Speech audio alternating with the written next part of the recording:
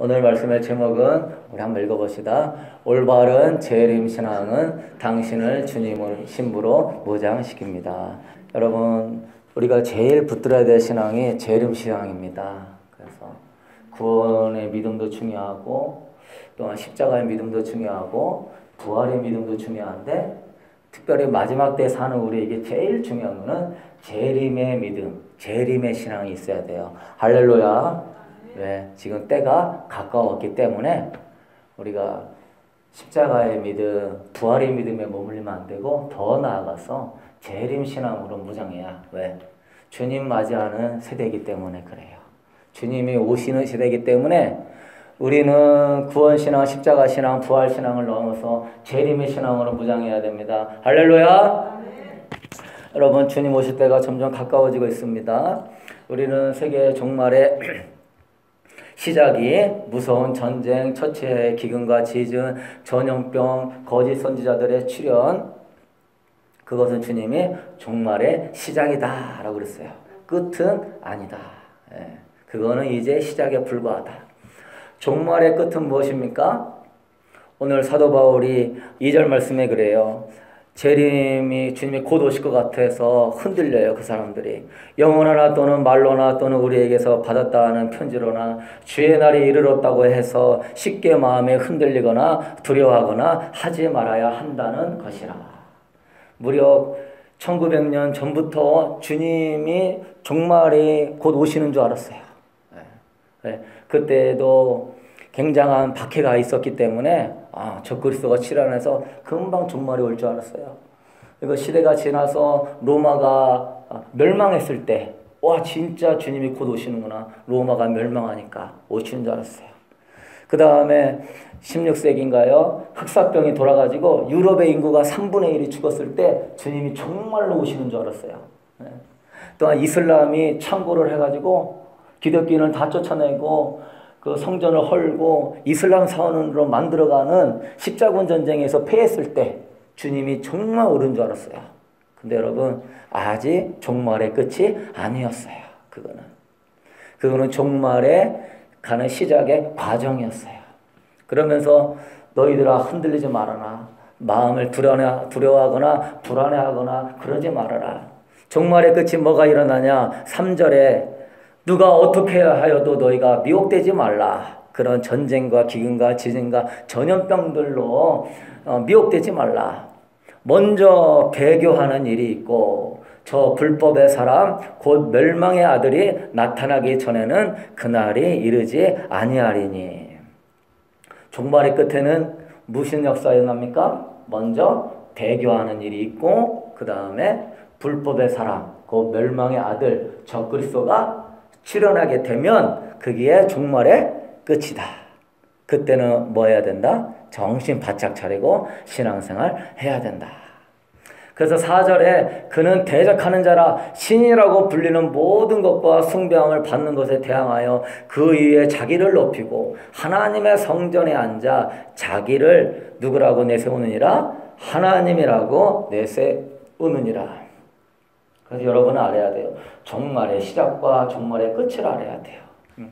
종말의 시작은 지금 거의 2000년 동안 종말의 시작이에요.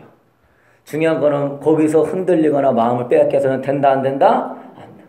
거기서 적그리스도가 출현하고 주님 곧 오실 것 같아가지고 가사를 팽개치고 사명을 망각하고 혼자 사막이나 산속에 들어가서 기도하는 생활을 한다면은 그거는 주님 앞에 올바른 신앙이 아니에요. 두려워 떠는 사랑 안에 온전히 이루지 못한 신앙이라는 것이죠. 그래서 우리는 저번 주도 얘기했지만 자꾸 이 마지막 때다 그러면서 우리가 뭘 알아야 되고 뭘 접해야 되고 뭘 깨달아야 되고 하면서 거짓 선지자들의 역사들이 더 판을 치는 거예요. 더 미혹하게 만드는 거예요. 불안하고 두려운 마음이 들어오면 사람이 뭐라도 잡으려고 하는 심령이 생겨요. 그래서 666이 뭔지 적그리스도가 누구인지. 여러분, 종말의 끝은 뭡니까? 이스라엘과 아랍과의 평화협정을 체결해서 제3유대 성전이 성전사 안에 세워질 때 그때가 종말이에요. 여러분, 어떤 이들은 적그리스도가 누구인지에 대해서 되게 관심이 많아요. 천주교 교황이 적그리스도일 것이다. 유럽연합에서 적그리스도가 나올 것이다. 이슬람에서 적그리스도가 나올 것이다. 아니면 또한 어떠한 데서 큰 세력에서 적그리스도가 나올 것이다. 적그리스도가 누군지 666이 뭔지 그게 중요한 게 아니라 종말의 끝은 뭐예요? 그 평화협정을 체결하고 제3유대 성전에 하나님의 성전이 세웠을 때 자기가 하나님이라고 하는 사람이 적그리스도이고 그 사람이 이 표를 받으라 하는 게 666 표입니다. 그 전까지는 몰라도 되는 거예요. 우리는 예루살렘이 그 세계 역사의 그 시계와 같은 거예요. 예루살렘 역사를 보면은 세계 역사의 끝이 보이는 거예요. 유대 성전이 세워지고 거기서 7년 언약을 맺는데 3년 반 동안에는 평화를 지키다가 3년 반 후에 그 평화의 언약을 깨뜨리고 내가 하나님이다 하는 그 사람이 나타나면 아 이게 적그리스도가 알고 봤더니 누구였구나. 그 적그리스도가 받으라는 표가 뭐 바코든지 뭐 RFID인지 베리칠인지 모르겠는데 이거구나. 그때 아는 거예요. 그래서 여러분은 올바른 재림신앙으로 그냥 기근과 지진과 처처에 난리와 소문이 있다고 두려워하거나 마음 빼앗기지 말고요. 주님 곧 오실 때에는 유대 성전에 적그리스도가 출현하는 걸 보면 유대 성전이 세워지는 것을 보면 끝이 온다는 것을 알고 여러분 깨어 있을 수 있게 되기를 소망합니다. 여러분 사실 우리는 언제 성전산에 유대 성전이 세워질지 몰라요. 언제 평화협정을 맺을지 몰라요. 다니엘서 9장 27절에 그랬죠. 그가 장차 많은 사람들과 더불어 한 이레 동안의 언약을 굳게 맺고 그가 그 이레의 절반의 제사와 예물을 금지할 것이며 적그리스도가 또 포악하여 가증한 것이 날개를 의지하여 설 것이며 또 이미 정한 종말까지 진노가 황폐하게 하는 자에게 쏟아지리라 하였느니라. 다니엘서 9장 27절에 다니엘이 하나님 마지막 때 현상을 보여주셨는데 적그리스도가 많은 사람과 더불어 한 이레는 7일이잖아요. 7년 동안에 평화의 언약을 굳게 맺고 지내다가 이레의 절반이 되어가지고 제사와 예물을 금지할 것이다. 유대 성전에 유대인들이 동물의 피제사를 이제 드리는데 그거를 금지할 것이다. 그리고 멸망에 가증한 자기를 닮은 신상을 거기다 세워놓고 내가 하나님이다. 나를 섬겨라. 하게 될 것이다. 하는 것이죠. 그래서 여러분 사도 바울은 데살로니가 교인들에게 재림의 날이 가까웠다는 주장에 요동하거나 두려워하지 말고 그 당시에는 교회가 환난과 핍박이 심하기 때문에 성도들은 재림에 대한 기대가 너무나 컸어요. 주님 빨리 왔으면 좋겠다. 그래서 많은 재림의 날들이 가까웠던 주당들이 난무해서 그래서 현실에 충실하지 못하고 단정하게 신앙생활을 하지 못하는 자들이 생겨나기 시작했어요. 그러면서 사도 바울이 적그리스도가 나타날 때 그때가 끝이다가 얘기하는데요.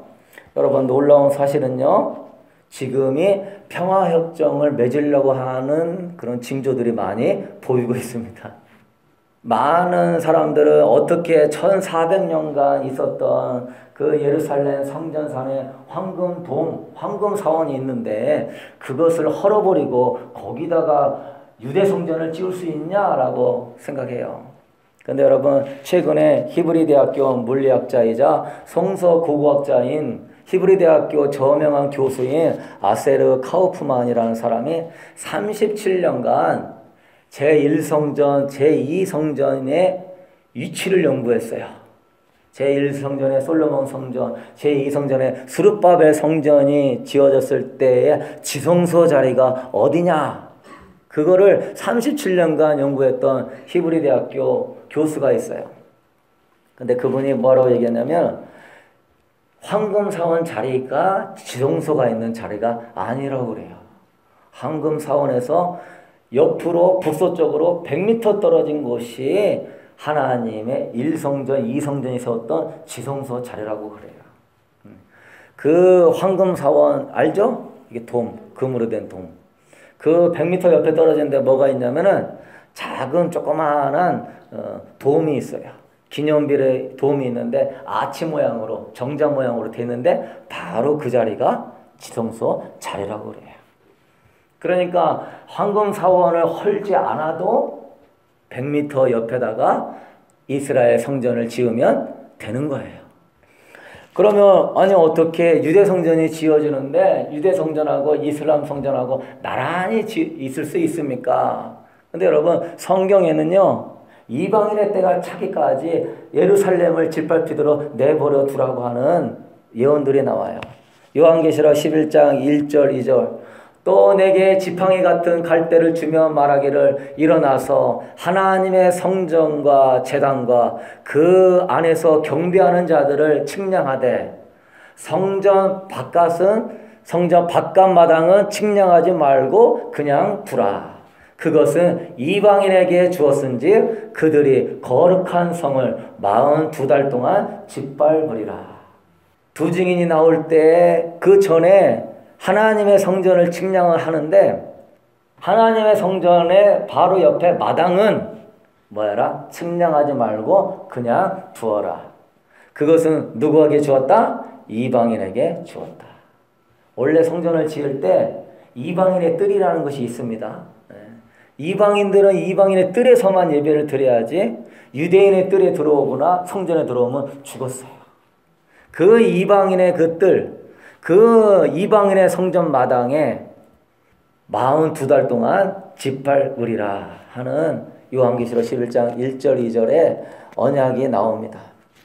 누가복음 21장 34절에도 그 말씀이 나와요. 예루살렘은 이방인의 때가 차기까지 이방인들에게 밟히게 하라. 예루살렘은 이방인의 때가 차기까지. 그래서 어떤 이들은 이방인의 때가 1948년 5월 14일 이스라엘이 독립함으로 이방인의 때가 찼다고 말하는데 그거는 잘못 알고 있는 말씀이에요. 이스라엘이 독립했으니까 팔레스타인을 다 차지했으니까 이방인은 다 쫓겨나가고 예루살렘에 이방인들은 다 쫓겨났으니까 이방인의 때는 1948년 5월 14일에 끝났다? 그렇지 않습니다. 지금 이스라엘은 여전히 팔레스타인 자치구가 있고 이스라엘의 위치가 있어요. 왜 그렇게 됐냐면은 1차 세계 전쟁할 때 영국이 불리한 전쟁 상황을 극복하기 위하여서 오스만군과 싸울 때 베두인이라고 하는 아랍인들을 이용했는데 그들에게 약속을 해준 게 있어요. 너희들이 이 오스만 제국과 싸우는 것을 도와주면은 내가 팔레스타인에다가 아랍의 국가를 건설해 주겠다. 그래서 맹마은 선언을 그때 했었어요. 그래서 베두인이라고 하는 아랍인들이 10만 명이나 죽었어요. 팔레스타인의 아랍 국가를 건설하려고. 그런데 좀 1년 정도 지나다가 전쟁 물자가 떨어지고 돈이 떨어지니까 이 영국인들이 유대인들의 도움을 구했어요. 폭약 제조에 쓰이는 아세톤의 대량 생산법을 개발한 하임 바이츠만이라는 사람에게 폭약 제조법, 대량 생산하는 법을 알려줘라. 유대인의 돈을 우리 전쟁 물자로 지원해줘라. 그러면 팔레스타인에 유대 민족을 세워주겠다. 그러니까 영국 사람들이 잘했어요, 잘못했어요? 팔레스타인하고도 약속하고 또한 이스라엘 사람하고 약속하고. 그래서 영국 외무장관 벨푸어가 선언을 발표했어요. 1917년 11월 2일에 팔레스타인의 유대인을 위한 민족 국가를 수립할 것이다 선포했어요. 그 2년 전에는 아랍을 위한 국가를 수립할 것이다 해놓고는 또 17년에는 이스라엘을 위한 국가를 수립할 것이다. 그리고 이제 1차 세계대전, 2차 세계대전이 끝난 다음에 유대인들은 그 벨푸어 선언을 믿고 10만 명, 20만 명, 30만 명씩 예루살렘에 집결하기 시작하는 거예요. 고향으로 돌아왔어요. 그런데 유엔교회에서 보니까 가관인 거예요. 팔레스타인을 편을 들자니 유대인들이 가만 안 있을 것 같고 유대인의 편을 들자니 팔레스타인이 가만 안 있을 것 같고 그래서 1947년 10월 27일 날에 제안을 합니다. 팔레스타인 안에 팔레스타인 지구와 이스라엘 지구로 나눠서 분할로 두 국가를 세워서 통치해라. 그것이 갈등의 씨앗이 됐어요. 그 뒤로 계속 이방인들은 예루살렘의 땅을 짓밟아요. 하나 우리 알라의 성전이고 알라의 거룩한 땅이라고 폭탄 던지고 뭐 별 테러를 다 지향하죠. 예루살렘은요 하나님의 도성이에요. 거룩한 만왕의 왕의 도성을 그들이 짓밟아요. 왜? 두 국가가 통치하기 때문에. 그래서 많은 사람들이 무화과 나무 과실에 예를 들어서 무화과 나무는 이스라엘인데 그 이스라엘이 지금 독립했으니까 무화과 나무 꽃이 폈다. 열매가 맺으면 주님 오신다고 그랬는데 1948년에 무화과 나무가 꽃이 폈는데 유대인들이 주님께로 많이 돌아오고 있으니까 열매가 지금 맺었다. 그러니까 주님 곧 오신다. 근데 1948년에서 한 세대가 지나기 전에 주님 온다고 했으니까 30년이 한 세대냐 40년이 한 세대냐 50년이 한 세대냐 그래가지고 1948년에다가 30년 더하면은 1978년에 주님이 온다고 하는 단체도 있고 40년에서 1988년에 주님 온다는 단체도 있고. 근데 여러분 이스라엘의 그 민족의 꽃은 무화과 나무가 아니에요. 이스라엘의 민족의 꽃은 살구나무예요. 그리고 무화과나무의 과실로 예를 들었지만 그거는 잘못 예를 들어서 인간의 추측으로 주님의 때를 계산한 거예요. 중요한 건 뭡니까? 그래서 열매가 맺으니까 유대인들이 많이 돌아왔으니까 이때가 주님 오겠구나. 그게 아니에요. 뭐라고 그랬죠? 이스라엘과 아랍이 평화협정을 맺을 때가 주님 오는 때예요. 여러분 이스라엘과 중동이 평화협정 맺어서 유대성전 제3성전이 세워질 때가 주님 올 때예요. 할렐루야. 그렇게만 알고 있으면 돼요. 아멘. 누가 뭐 물어보면은 그런 거 적그리스도가 유럽연합인지 천주교 교황인지 이슬람인지 알게 뭐요. 평화협정 맺어서 그 사람 그때 보면 아는 거요. 뭐 이렇게 알려고 그래. 이렇게 얘기하세요. 할렐루야. 그렇게 얘기해야 정확한 거예요. 666이 지금 뭔지 어떻게 알아? 그때 가가지고 받으라 하면 그게 666이요. 그렇게 하면 되는 거예요. 근데 평화협정을 맺으려고 클린턴, 부시, 오바마 대통령이 평화협정을 체결하려고 이렇게 불러다가 이렇게 중재를 놓고 갈등의 씨앗을 제거하려고 그러는데 다 안 됐어요. 근데 여러분 지금 트럼프 행정부에서 하는 일이 예사롭지 않습니다. 트럼프 대통령이 취임하자마자 처음으로 간 곳이 사우디아라비아. 이슬람의 맏형이에요. 사우디아라비아.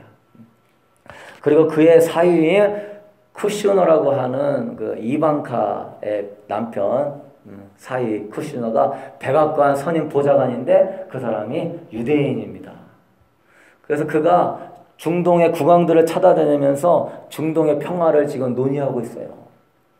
그리고 사우디아라비아 지금 국왕이 30대인데 그 국왕하고 제일 절친인 사람이 이 쿠슈너예요. 나이도 비슷하고 서로 되게 친해요. 그리고 이스라엘 사내들인 공회에서 트럼프 대통령과 푸틴 대통령에게 편지를 보내가지고 취임하자마자 편지 보냈어요. 이 시대에 고레스 왕이 되어 주십시오. 페르시아 고레스 왕이 이스라엘 성전이 허물어졌을 때 다시 성전을 세울 수 있도록 그가 칙령을 발표했던 고레스. 이스라엘 사람들은 알아요. 우리 힘으로는 제3성전을 세울 수 없지만 페르시아 대왕 고레스를 주님이 선하게 사용하였듯이 이 시대의 마지막 때 하나님의 선한 뜻을 이루는 고레스와 같은 기름 부은 자를 사용하여 주셔서 제3성전을 세워 주실 줄로 우리는 믿습니다. 그래서 트럼프 대통령에게 취임하자마자 편지를 보냈어요. 여러분 지금 정황이 트럼프 대통령이 이스라엘의 수도를 예루살렘으로 최초로 인정을 하고 국가로 인정을 하는 거죠. 국가로 인정을 해야만이 그 국가의 그 주권을 세워줄 수 있기 때문에 국가를 인정을 해줘야 돼요. 그 전에는 유엔이 전부 이스라엘을 온전한 국가로 인정하지 않았어요. 그런데 그 대사관이 지금 예루살렘에 이게 옮겨지게 되었죠. 그리고 트럼프 대통령이 예루살렘을 이스라엘의 수도로 선포했어요. 그리고 미국 대통령 중에 최초로 그 기도의 그 성벽, 허물어진 기도의 성벽에서 손 놓고 울며 이 땅의 회복을 위하여 기도한 최초의 대통령이 트럼프 대통령이에요. 그 전에는 아무도 거기 가지 않았어요. 평화협정을 전부가 다 정치적인 차원에서 하려고 했었지만 이 사람은 성경적인 차원에서 성경의 신앙으로 하려고 하는 그 하나님의 마음이 있는 사람이에요. 근데 여러분 지금 상황이 어떻게 돌아가냐면 사우디아라비아나 요르단이나 그 수니파 말고 시아파 계통의 아랍인들은 친미 정책을 써요. 그래서 미국하고 많이 친해지고 있고 지금 요르단이 재정 상황이 너무 어려워져 갖고 요르단이 그 성전산을 관리하는 나라예요. 바로 옆에 붙었는데 그 요르단이 이 재정적인 문제만 해결해 주면은 평화협정을 맺는데 중요한 역할을 하려고 하고 있어요. 그래서 여러분 지금 중동의 평화협정이 얼마 안 남은 것 같이 보일 정도로 지금 상황이 좋게 무너지고 가고 있습니다.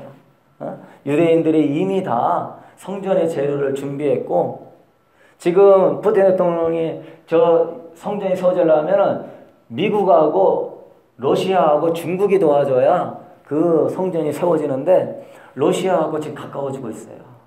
러시아 그 푸틴 대통령이 미국 백악관도 간다고 그러고 또 만나자고 친해지고 있어요.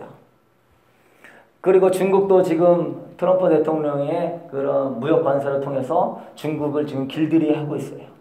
점점 정세가 미국, 러시아, 중국이 미국의 말을 들어야 되는 상황이고 지금 이란과 같은 국가는 되게 깡패 국가인데 트럼프 대통령이 협정을 깨고 다시 그 이란을 통치하면서 이란도 이 협정에 이 뜻에 포함될 수 있도록 억압을 가해요.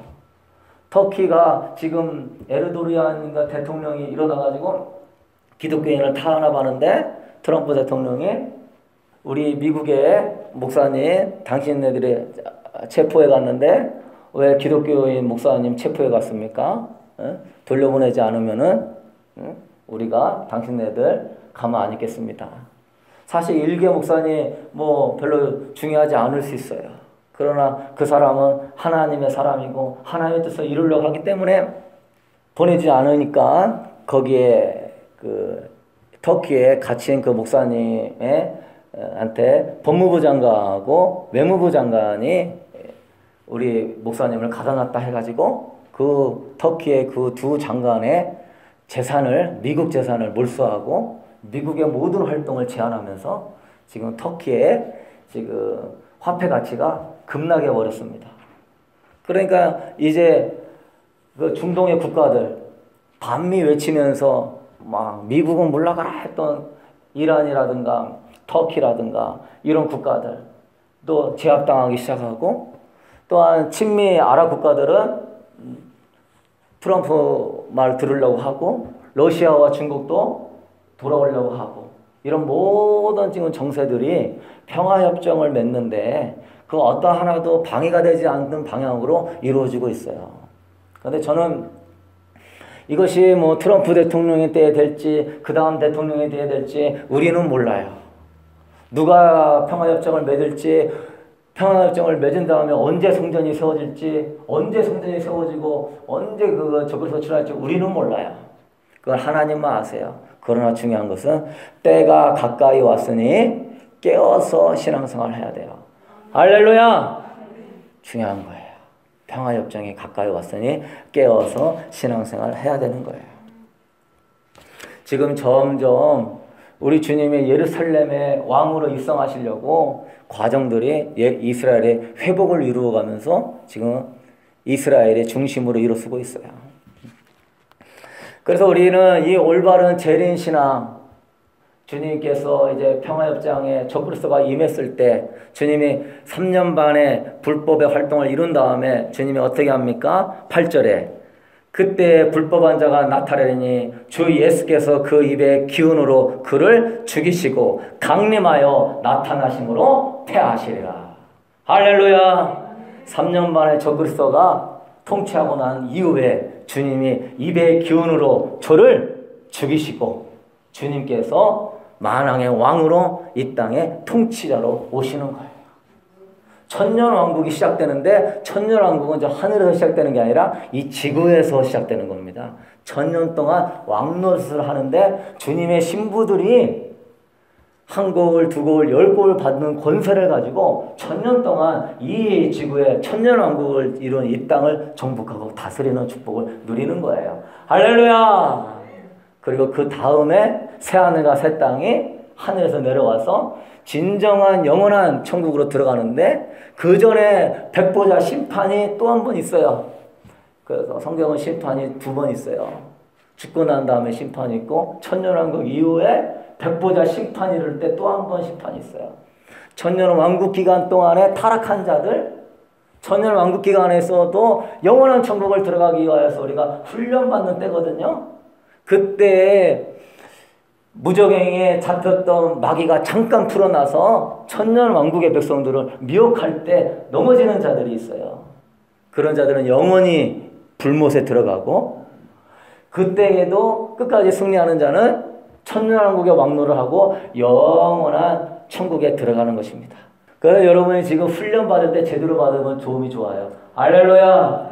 지금 훈련받을 때 잘 받으면 주님 오실 때 주님 만나서 천년 동안 왕노를 하고 지금 훈련 못 받고 그날 어떻게 천년왕국은 들어갔는데 거기서도 마지막에 미혹의 때가 오는데 정신 못 차리면 천년왕국 이후에도 백보자 심판으로 지옥에도 떨어질 수 있는 그런 상황이에요. 정신 차릴 수 있게 되기를 소망합니다.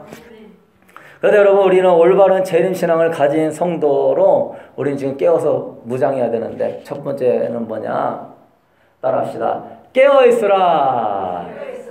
할렐루야. 깨어있어야 돼요. 여러분 신약 성경은요 22구절 다 한 구절씩 재림과 연관되어 있어요. 22구절 다 한 구절씩. 여러분이 성경을 보면은 얼마나 재림에 대한 내용이 많이 나오는지 예수님도 재림에 대한 얘기를 굉장히 많이 했습니다. 마태복음 22장에도 얘기하시고 25장 슬기로운 다스처녀 미련한 다스처녀 얘기하시고 달란트 비유로도 얘기하시고 또 요한계시록은 재림에 대한 내용만 나와 있고 서신서도 많은 부분이 주님의 재림에 대한 부분들이 많이 나와 있어요. 왜냐하면 구약 성도는요 초림 성도를 맞이하라 하는 내용이 구약 성도, 구약 성경이에요. 그래서 유대인들은 초림 예수님을 맞이하기 위해서 뭐 했어야 돼요? 깨어 있어야 돼요. 구약 성경에 를 믿었던 유대인들은 초림 예수님이 곧 온다 예언적인 것들이 많이 나오잖아요. 그거 보고 깨어서 초림 예수님을 맞이하기 위해 깨어 있어야 돼요. 근데 이 사람들이 깨어 있는 사람은 거의 없고 다 정신이 혼미해가지고 초림 예수님 오셨는데 뭐 했죠? 십자가에 죽여라. 그들은 여러 가지로 예수님이 오실 징조들을 무시했어요. 초림 예수님이 오실 때에도 언약이 있었고 오실 증거들이 있었거든요. 그런 것들을 알고 그들도 초림 예수를 맞이하는 신앙으로 무장했으면 예수님 십자가에 안 죽이는 거예요. 예수님을 맞이하고 예수님이 꿈꾸는 하나님 나라 세우는 거예요.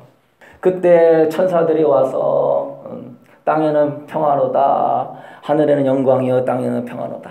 동방박사들이 와서 이스라엘의 영원한 위대한 새 왕이 탄생되었음을 베들레헴에서 났음을 또한 예수님의 수만 가지 기적을 통하여서 예수님이 메시아이심을 죽은 자를 살리심을 얼마나 많은 것들로 증조와 표적으로 보여주며 예언의 성취를 보여주는데도 그거 다 보고 있는데도 뭐 정신 못 차려. 왜? 안 깨어있기 때문에. 여러분 이 마지막 시대에도 여러분 주님이 곧 오시는 징조와 재림의 표적과 현상들이 있는데 어떤 사람은 그냥 뉴스로 알아. 아니 어떤 사람은 이 기후 이상 변화로 알고 그냥 세계에 지금 말세가 되가니까 그런 줄 알아. 여러분 깨어 있을 수 있게 되기를 소망합니다. 주님이 그런 것들을 하는 이유는요 깨어 있으라고 우리에게 권면하는 줄로 믿습니다. 이런 일들이 일어나면 주님 곧 오신다. 깨어 있으라고 권면하는 것이지. 그거를 그냥 뉴스로 생각하고 기상이변으로 생각하면 마귀에게 속는 거예요. 신약 성도는요, 구약 성경은 초림 예수님을 맞이하라 한 성경이 구약 성경이고, 신약 성경은 뭐죠? 재림 예수님을 맞이하라. 그 내용이 신약 성경이에요. 그래서 예수 그리스도의 사람들은 징조를 무시하면 안 되는 거예요. 그러면 내가 다시 한번 예수님을 십자가에 못 박게 하는 사람이 되는 거예요. 예수님의 입장에서 보면은 예수님 마음 아프게 하는 거예요. 왜? 주님, 너의 신랑 예수가 곧 오시니 깨어있어라 그러는데 그리스도의 신부들이 다 졸며 자고 예수님에 대한 관심도 없고 세상에 빠져가지고 음란과 쾌락과 죄악을 즐기면서 주님은 그랬죠. 내 때가 노아의 때와 같다. 시집가고 장가가고 먹고 마시고 놀면서 뜻밖의 그날이 이르는 것 같이 주님 올 때에 다 먹고 마시고 놀고 쾌락과 음란과 세상의 부귀영화에 정신 차리고 빠져있다가 주님이 독과같이 오시는 거예요. 주님의 마음 아프게 하는 거예요. 우리도 구약 성도와 같이 예수님을 십자가에 못 박게 하는 주님의 마음을 아프게 하는 행동을 하는 거예요. 요한계시록에 있는 이유도 이런 징조들이 일어나니 너희들은 깨어서 주님 맞을 준비해라. 첫사랑 잃어버리지 말고 회개하고 믿음의 안에 있는가 너 자신을 확증해보고 주님 맞을 준비해라 하고 있는 게 요한계시록이에요. 그래서 사도 요한도 이제 네가 본 것들을 기록하고 전해라. 뭘 전해? 주님 오실 것들의 징조들을 전하고 이 징조들을 보면서 속히 주님이 오시니 깨어있어라 전하라는 거예요. 여러분 정신 차리고 깨어있을 수 있기를 소망합니다. 이런 징조들을 보면 주님이 곧 오시는데 예언이 성취돼가고 있는데 내가 아직도 세상적인 것을 즐기며 세상 것에 빠져있으면 돼요? 안 돼요? 안 돼요. 주님 그랬어요. 세상과 벗이 되고자 하는 자는 스스로 하나님과 원수되는 것입니다. 하나님과 물질, 하나님과 세상을 겸하여 사랑할 수 없느니라. 우리는 지금 깨워가지고 주님 맞이하는 신보의 영성으로 내 마음에 음란과 쾌락과 죄악들이 들어오지 않도록 지키면서 성령 안에서 내 마음이 주님이 내 안에 온전히 임하도록 하게 하시고 더 나아가서 주님 올 때 주님 맞이하는 사람 되어야 될 줄로 믿습니다. 내가 내 마음에 주님이 임하지 않는데 내가 어떻게 주님을 맞이합니까? 내 안에 주님이 늘 임재 안에 거하도록 만드는 깨어있는 삶을 사셔야 돼요. 믿으십니까? 하나님 나라는 여기 있다 저기 있다가 아니라 너희 마음 안에 있는 내 안에 예수가 있고 내 안에 예수의 기름 부음이 있고 예수의 사랑이 있고 예수의 임재가 흘러야 내 안에도 계시고 온 우주에도 계시고 재림하는 그분에도 계신 주님도 맞이할 수 있는 것이지. 내 안에 예수도 안 계신데 어떻게 우리가 주님 오실 주님을 만날 수 있겠어요. 그런데 육체의 전요 안목의 전요 이생의 자랑은 거기에는 하나님의 사랑이 없다라고 되어 있습니다. 그래서 여러분 지금 우리는 정신 차리고 우리가 내면을 주님을 맞이할 수 있는 내면이 될 수 있도록 우리가 지금 깨어서 신앙생활을 해야 돼요. 그래서 우리 이 시대에 우리 8월 달에 쓴뿌리 내적 치유 성령 수련회 가는데 여러분 얼마나 복인 줄 몰라요. 여러분의 내면을 깨끗하게 하고 죄악의 쓴뿌리를 뽑아주고 여러분을 혼인예복을 준비하게 하고 두루마기를 빨게 하는 이런 성회처럼 복된 성회가 없는 거예요. 믿으십니까? 누가 여러분의 쓴뿌리를 뽑아주고 죄악에 있는 깊숙한 그 자존심, 그 깊숙한 그 저런 죄덩어리 누가 뽑아줍니까? 에? 지금 이 시대에 그렇게 하는 목회자가 진짜 많지 않아요. 누가 회개하라고 외칩니까? 응?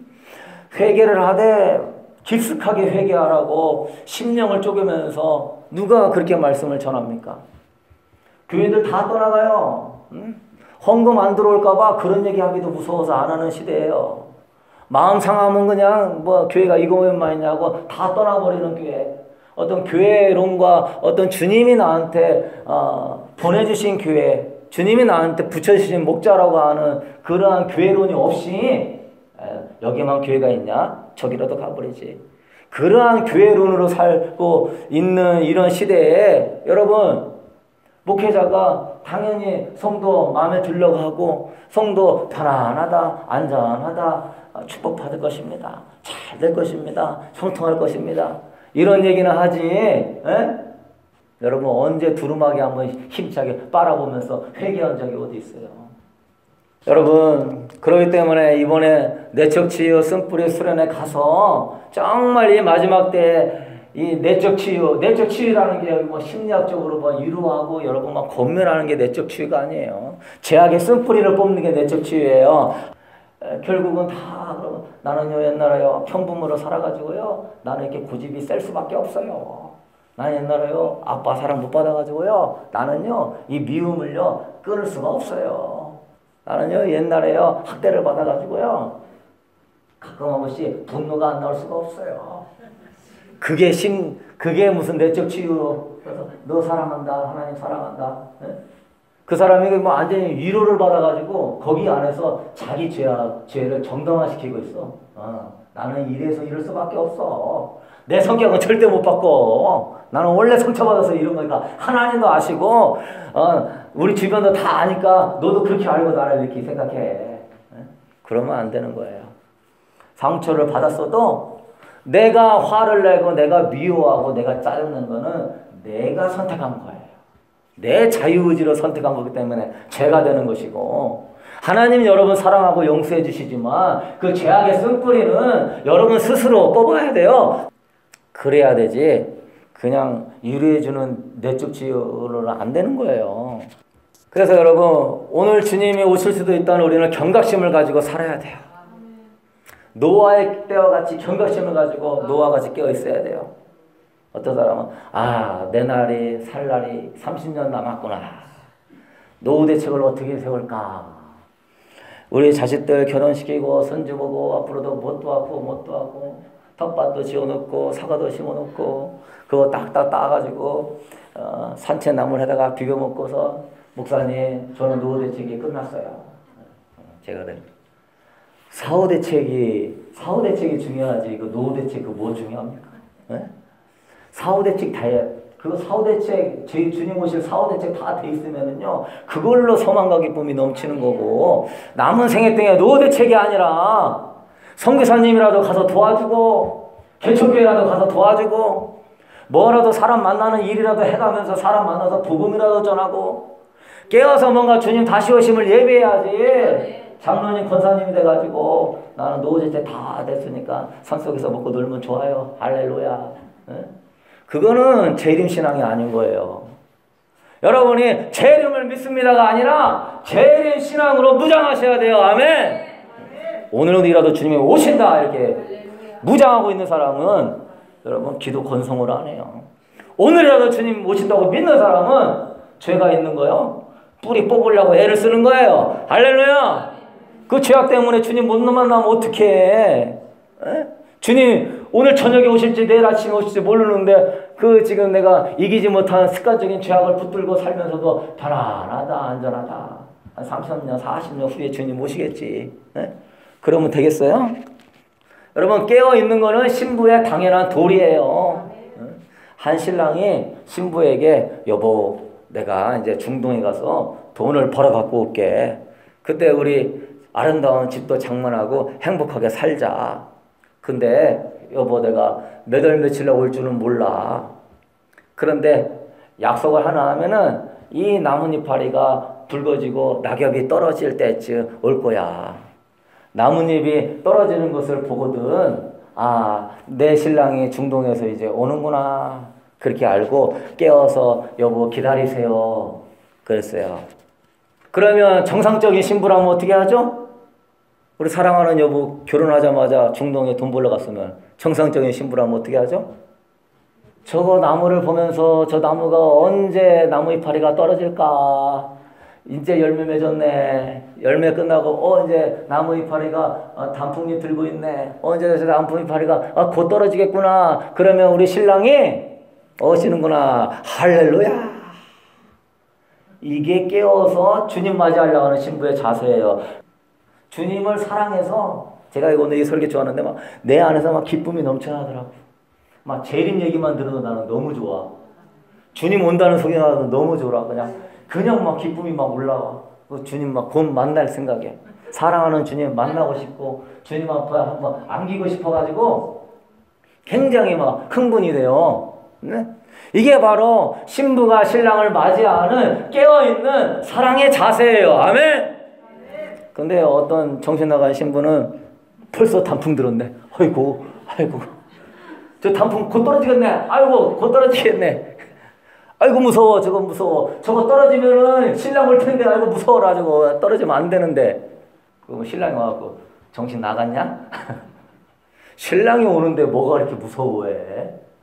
주님 오시는데 나뭇잎 떨어지는데 주님 뭐가 무서워해? 에? 그러면서 그러는 거죠. 좀 늦게 좀 와. 나 혼자 먹고 놀고 음란과 쾌락을 즐기며 살고 싶은데 왜 이렇게 빨리 와? 이게 정신 나간 가늠하는 신부들이죠. 여러분은 그러지 않게 되기를 소망합니다. 노아의 시절처럼 시집가고 장가가면서 주님 심판이 곧 온다고 하는데도 정신 팔려가지고 헤매고 있는 거야. 여러분 우리는 잊지 말고 명심해야 돼요. 우리는 주님의 신부 될 사람으로 주님께서 공중에 오실 때 여러분 우리는 혼인식에 참여할 사람들이에요. 아멘. 공중 혼인잔치에 참여할 사람들이란 말이에요. 할렐루야. 신약 성도 중에서 주님의 재림에 가장 가까이에 살고 있는 성도가 성경의 역사에서 가장 복된 사람이에요. 왜? 성경의 하이라이트거든. 성경의 하이라이트가 어디죠? 예수님 오신다. 다 예언이 이루어졌는데 한 가지 안 이루어진 예언이 뭐죠? 예수님 곧 오신다. 구약 성도들은요, 초림 예수님 만나는 것만 해도 영광이었어요. 네? 구약 성도들은 세례 요한이 여자가 낳은 자 중에 가장 큰 자지만 천국에서는 가장 작은 자라고 그랬어요. 구약시대 인물 중에서는 세례 요한이 제일 큰 인물이에요. 왜? 예수님의 길을 예비한 초림 예수님. 그렇지만 천국에서는 가장 작은 자. 왜? 예수님과의 거리가 그냥 먼 발치에서 보고 전한 예수에 불과하지만 신약 성도는 예수님이 내 안에 거하고 내가 예수님 안에 거하고 예수님과 동행하면서 예수님이 공중에 임하실 때 혼인식으로 참여할 거룩한 신부이기 때문에 세례 요한과 급이 완전히 다른 거예요. 믿으십니까? 그 하이라이트가 지금 오고 있는 거예요. 천사장이 나타나서 빰빠라밤 빰빰빰빰빰 할 때 주님이 흰말 타고 흰 옷 입고 오실 때 공중에서 나팔 불 때 올라가는 게 영광스러운 거예요. 와, 할렐루야. 영국의 화학자 데이비라는 사람이 이게 등을 연구하는 사람인데 그가 이 등을 개발했어요. 안전 등이라는 걸 개발했는데 너무 열심히 연구하는 나머지 그날이 결혼식 날인데도 잊어버리고서 등을 만들고 있었어요. 가지고 결혼식에 못 참석했네?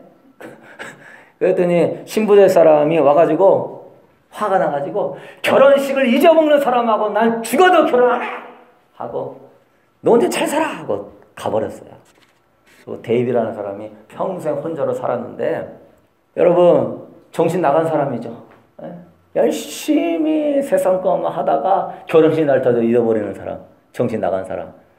근데 그리스도인데 누가 정신 나간 사람인지 아십니까? 열심히 세상 일 하는데 주님 곧 오시는 날짜, 주님 곧 오시는 걸 잊어버리고 사는 사람. 정신 나간 사람이에요. 우리 옆사람 입사합시다. 정신 나갔습니까? 정신이 들어왔습니까?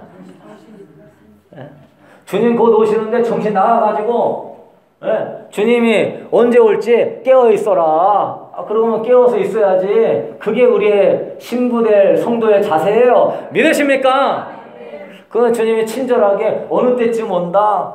평화협정 맺을 때쯤 이제 가깝다. 다 얘기했으면 정신 차리고 깨어있어야지. 아이고 결혼식 날짜가 가깝구나.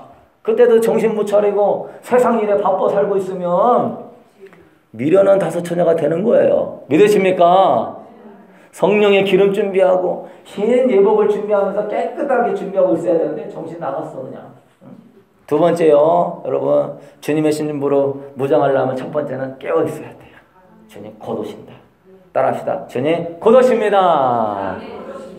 믿으십니까? 깨어있어요. 주님 곧 오십니다. 두 번째는 준비하고 있어야 돼요. 첫 번째는 깨어있고, 두 번째는 뭐 한다? 준비하고 있어요. 지도자는 뭐 하는 사람이에요? 목회자는 준비시키는 사람이에요. 주님 오실 때 주님 맞이할 수 있도록 성도들의 예복을 준비시키는 지도자가 참 지도자인 줄로 믿습니다. 주님이 도적같이 오실 때 벌거벗은 몸으로 만나뵙지 않도록 하기 위해서 목회자가 주님의 감동 안에서 회개도 시키고 성령의 기름 부음도 받게 하고 은혜도 끼치는 거예요. 주님이 곧 오시는데 목회자가 준비 못 시키고 목회자도 영적으로 잠자고 있으면은 성도들도 영적으로 다 잠자고 있어요. 준비되지 않던 상태에서 어떻게 만날 거예요? 목회자도 준비되지 않아 있고 영적으로 잠자고 있고 준비시키지도 않는데 어떻게 성도들이 준비가 됩니까? 마음 아픈 일이에요. 준비되지 않는 자는요, 큰 슬픔과 두려움에 임하는 날이 주님 오시는 날이에요. 주야, 열어주소서, 열어주소서. 내가 너를 도무지 알지 못하노니 음부에 들어가 슬피 울며 이를 갈미 있으리라. 그런 거예요. 그래서 우리는 뭘 준비해야 돼요? 흰 옷을 준비해야 돼요. 세마포 옷을 준비해야 돼요. 예복을 준비해야 돼요. 예복은 성도들의 옳은 행실이라고 그랬어요. 여러분의 삶이 깨끗하고 편안해야 돼요. 아멘! 그리스도인의 삶으로, 변화된 삶으로, 예수 그리스도에 닮는 삶으로 바뀌어야 돼요. 요한계시록 22장 14절에 자기 두루마기를 빠는 자들은 복이 있나니 그들이 생명나무에 들어가며 성에 들어갈 권세를 얻으려 함이라. 그래서 회개하는 삶을 사는 거예요. 회개는 자기의 두루마기를 빠는 거예요. 자신의 마음의 불순물을 회개하는 거예요. 자기의 불순물을 내어 쫓는 거예요. 주님이 그랬어요. 마음이 청결한 자는 누구를 볼 것이며 하나님을 볼 것이며. 마음이 더러워지면 하나님을 볼 수 있다고 못 본다? 못 본다. 그러므로 여러분 늘 마음의 상태를 점검하면서 회개하기를 힘쓰므로 말미암아 항상 예복을 입고 단장하게 준비할 수 있게 되기를 소망합니다. 감사한 거예요. 이 마음은요, 내가 잘 알아. 내가 지금 어떤 마음이 있는지 너무나 잘 알아. 그래서 내 마음을 보면서 주님을 향한 사랑이 식으면 주님을 향한 사랑이 식었네요. 주님 교회가 가기 싫고 예배가 드리기 싫고 찬양이 형식적으로 되고 주여 에베소까지 첫사랑이 싫었네요. 주님 사랑해요. 주님 사랑해요. 주님 어디서 그런가요? 내가 주님보다 뭘 더 사랑했나요? 주님 깨닫게 해주세요. 그러면서 회개하고 주님의 사랑으로 채우면서 마음을 점검할 수 있게 되기를 소망합니다. 그게 바로 준비하고 있는 자세인 거예요. 근데 이런 게 있어요. 찌든 때가 잔뜩 들어있는 예복 입은 사람들이 있어. 흰 예복을 입어야 되는데 누더기 옷 같은 것을 입고 다니는 사람들이 있어요. 회색복 같은 예복을 입고 다니는 사람. 성전 바깥에서 슬피 울며 이를 갈며 있는 사람들. 찌든 때가 있으면 어떻게 하죠? 이게 회개해도 안 없어지네. 회개해도 안 없어져. 회개라는 건 뭐예요? 주님 잘못했어요. 용서해 주세요. 이거는 회개의 첫 번째 단계. 뉘우침이에요. 뉘우침. 회개라는 것은 마음이 변화된 것이 회개예요. 할렐루야! 그래서 어떤 분이 물어봐요. 목사님, 제가 회개했는데요. 어떻게 회개했어요? 잘못했어요. 그랬거든요. 그거는요, 회개의 첫 번째 단계고요. 그럼 목사님, 제가 언제까지 회개해야 돼요? 당신의 마음이 변화될 때까지 회개하세요.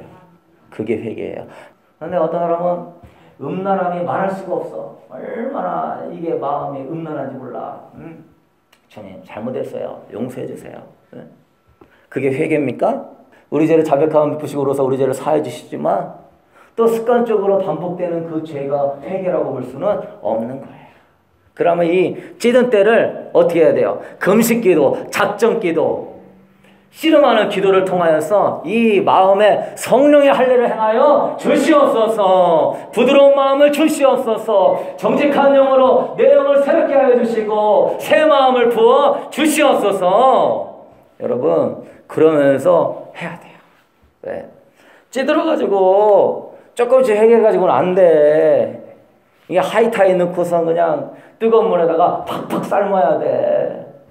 말씀과 성령을 통하여서 팍팍 삶으면서 이 마음의 감정에서 교만과 음란과 자존심과 혈기가 안 나올 때까지 쫙쫙 빨아야 돼요. 할렐루야! 네.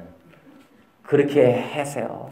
제가 이 29살 때 했던 금식기도 들어가서 20일을 금식하면서 음란과 아버지 미워했던 그거를 뿌리 뽑으려고 해서 방언하면서 주님 앞에 새 마음을 주시고 부드러운 마음을 주시고 아버지 사랑하는 마음 주시고 거룩한 마음을 달라고 할 때 나중에 제 온몸에 부드러이가 머리끝까지 나면서 귀신이 나갔어요.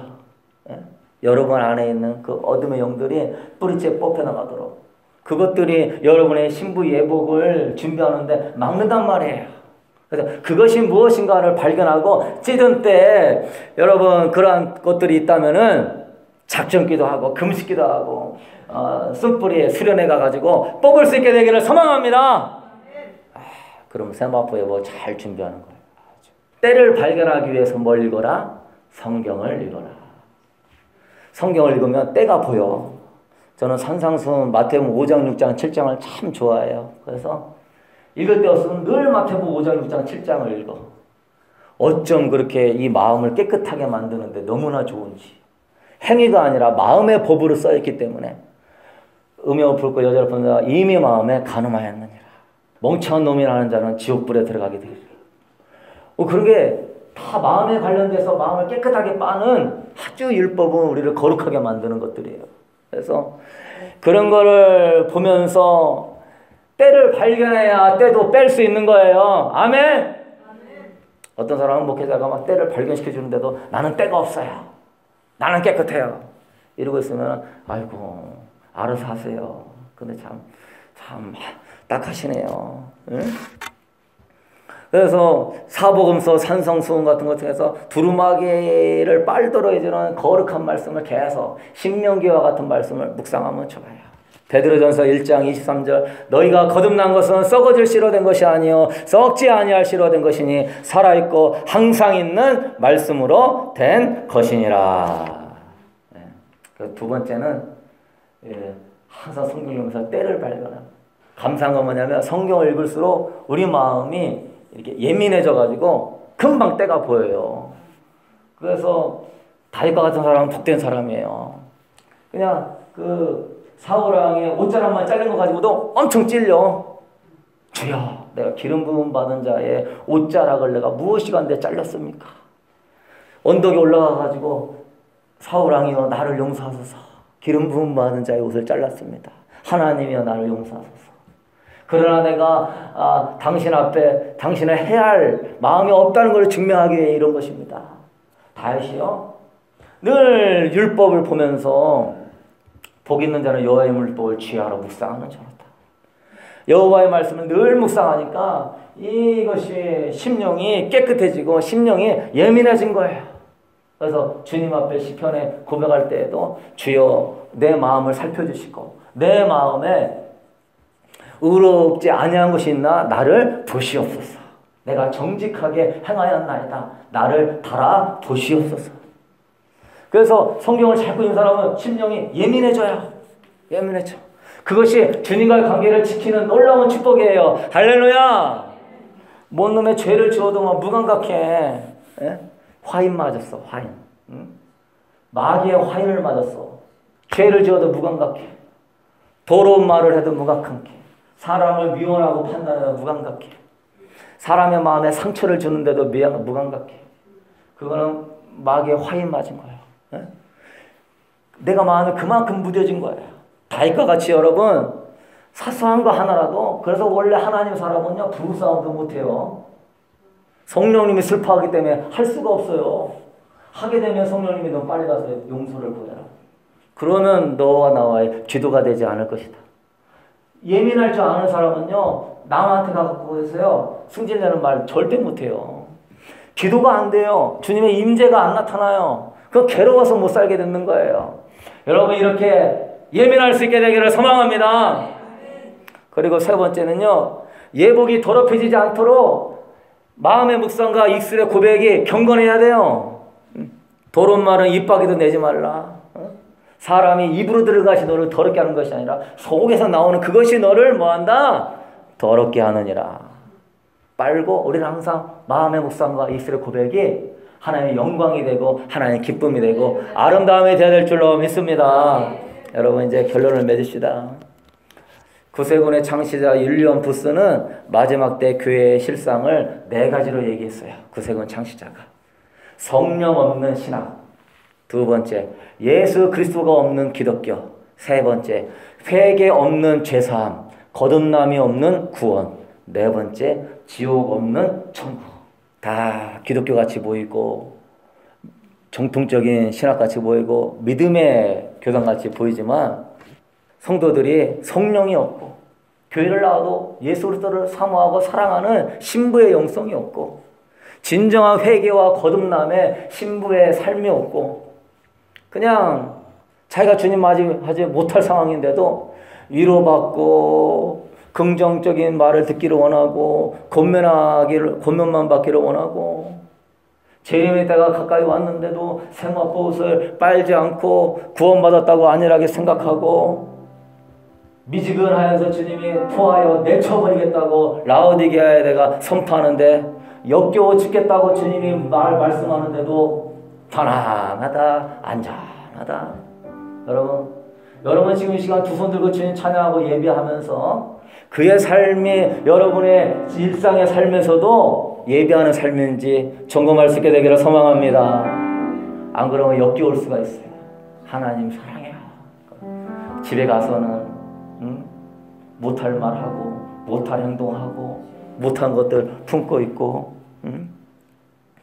지금 교회는 이사야와 세르야와 예레미야 같은 회개를 촉구하는 메시지를 다 듣기 싫어하는 시대에 살고 있어요. 심판의 때가 가까이 오는데 노아의 같이 그런 정신없이 지내고 있어요. 지금 교회는 세상과 간음하여서 영적으로 온통 성도들이 더러운 옷을 입고 있어요. 아주 더러운 옷을 입고 있어요. 여러분 지금은 깨끗하게 예복 준비해야 할 때인데 축복 타령이나 하면서 지내고 있어요. 지금은 정신을 차려서 해산의 고통이 멸망이 갑자기 그들에게 임하리니 결단코 피하지 못하리라. 데살로니가서 전서 5장 3절에 이야기하는데 좀 더 쉬자, 돈 더 놀자, 게으름을 피자 이러고 있어요. 여러분 주님 앞에 거룩하고 정결한 깨어있는 신부로 서기 위하여서 이 좁은 길을 걸어갈 수 있게 되기를 소망합니다. 주님 축복이 문제가 아니에요. 주님 잘 되는 게 문제가 아니에요. 주님 성공이 중요한 게 아니에요. 주님 남들보다 내가 자랑하고 싶고 정말로 누리고 살고 싶고 떵떵거리며 살고 싶어서 그러는 거 난 그거 중요하지 않아요. 주님 우리 신랑 되신 주님 꼭 오실 때 주님 맞이할 수 있도록 신부의 예복을 허락하여 주시옵소서. 주님 오실 때 더럽고 가증스러운 죄악과 미지근한 신앙이 있다면 깨닫게 하여 주시고 회개함으로 말미암아 하나님을 뜨겁게 사랑하고 마음과 목숨과 뜸을 다하여 주님을 섬기며 주님의 기쁨이 되는 사람 되게 하여 주시옵소서. 언제까지 미지근하게 하나님 앞에 한 발, 바알의 불진의 신에게 한 발, 하나님에게 한 발, 이세벨의 음란의 여신에게 한 발 넣는 우리가 되지 않게 하여 주시옵소서. 하나님 아버지 거룩하고 정결하게 주님 앞에 서기를 원합니다. 하나님 앞에 예배를 드려도 온전하게 새롭게 연락되어지는 거룩한 신부의 예배를 드리게 하여 주시옵소서. 하나님 언제쯤 내가 온전함으로 설 수 있습니까? 언제쯤 내가 거룩함으로 설 수 있습니까? 주님 할 때 점도 없고 흠도 없고 온전한 모습으로 언제쯤 내가 설 수 있습니까? 주님 그런 때가 올 수 있도록 깨어있게 하여 주옵소서. 주님 맞이할 수 있도록 정결한 신부의 예복을 준비할 수 있도록 붙잡아 주옵소서. 여러분 이 재림신앙을 가지고 주님 곧 오심을 믿고 성도 주님의 신부로 무장하는 여러분 될 수 있게 되기를 소망합니다. 이 시간 우리 찬양하면서 우리 기도하도록 하겠습니다.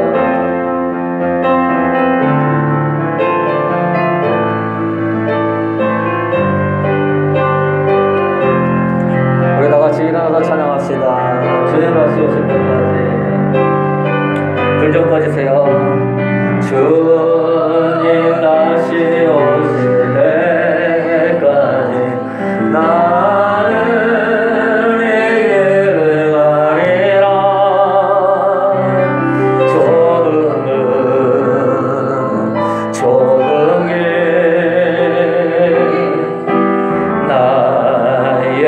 십자가 지고 나의 가는 이 길 끝에서 나의 가는 이 길 끝에서 나는 주님을 보리라. 영광에 영광에 내 주님 나를 맞아주시니 나를 맞아주시니 주님 다시 오실 때까지 주님 다시 오실 때까지 나를 일어나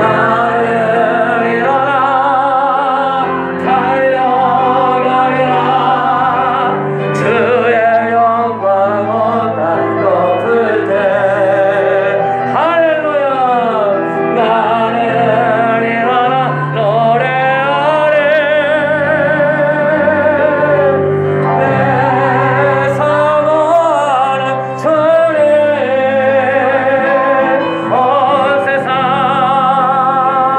부르시라. 내 사모하는 주님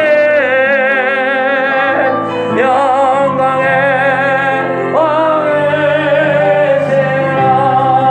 내 사모하는 주님 할렐루야. 온 세상 부르시라.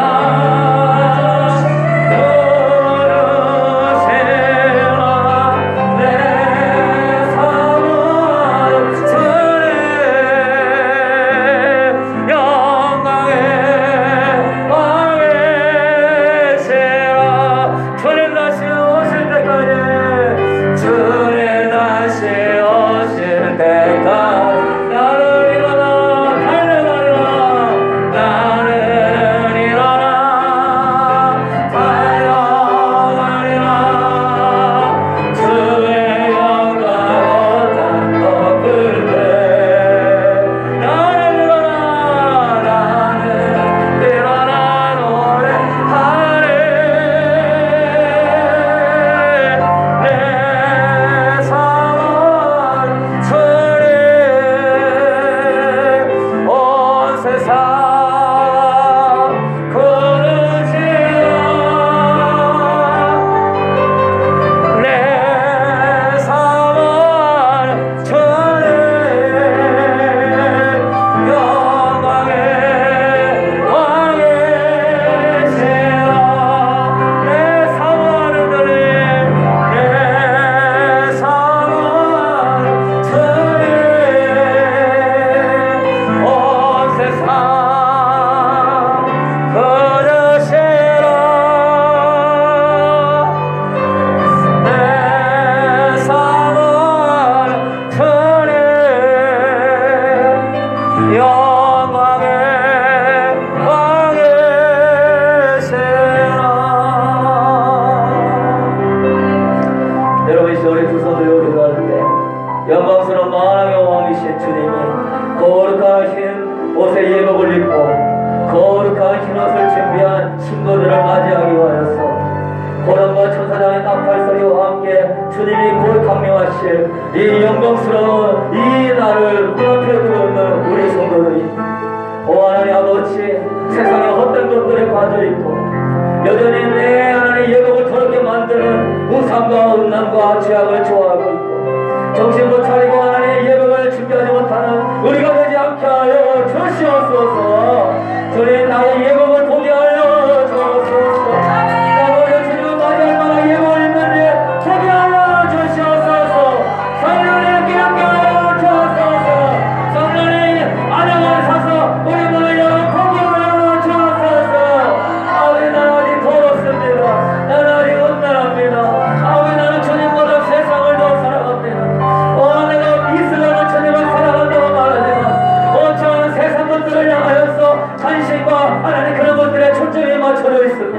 주님 용서하여 주시고